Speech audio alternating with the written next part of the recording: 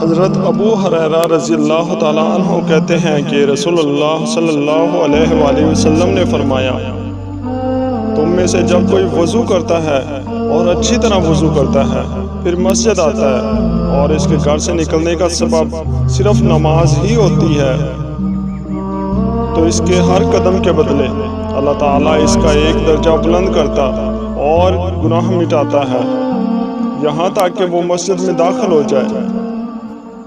حضرت عبداللہ بن مسعود کہتے ہیں کہ عرض کیا گیا، اللہ کے رسول، آپ اپنی امت کے ان لوگوں کو قیامت کے دن کیسے پہچانیں گے جن کو آپ نے دیکھا ہی نہیں؟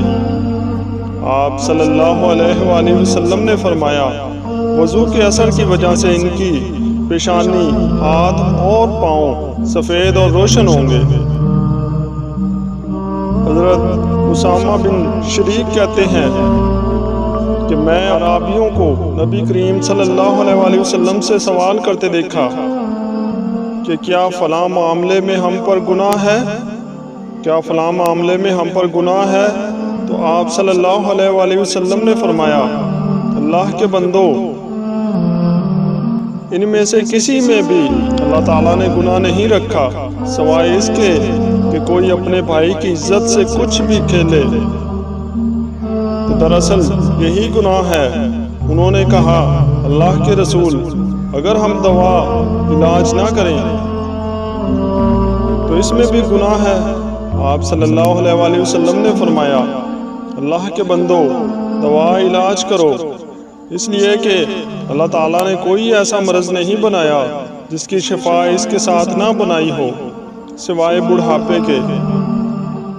انہوں نے عرض کیا، اللہ کے رسول، بندے کو جو چیزیں اللہ تعالیٰ نے عطا کی ہیں ان میں سے سب سے بہتر چیز کیا ہے؟ آپ صلی اللہ علیہ وآلہ وسلم نے فرمایا، حسن اخلاق۔ حضرت جابر کہتے ہیں کہ میں نے رسول اللہ صلی اللہ علیہ وآلہ وسلم کو فرماتے ہوئے سنا، سوتے وقت عصمت کا سرما ضرور لگاؤ کیونکہ اس سے نظر تیز ہوتی ہے اور بال اگتے ہیں۔ حضرت عبداللہ بن عمر کہتے ہیں کہ رسول اللہ صلی اللہ علیہ وآلہ وسلم نے فرمایا، تم لوگ اپنے اوپر عصمت کو لازم کر لو، اس لیے کہ وہ بنائی کو تیز کرتا ہے اور بال اگاتا ہے۔ سرمد ایک پتھر ہے جو اصفہان میں پایا جاتا ہے، اس سے تیار کردہ سرما بہترین اور مفید ہوتا ہے۔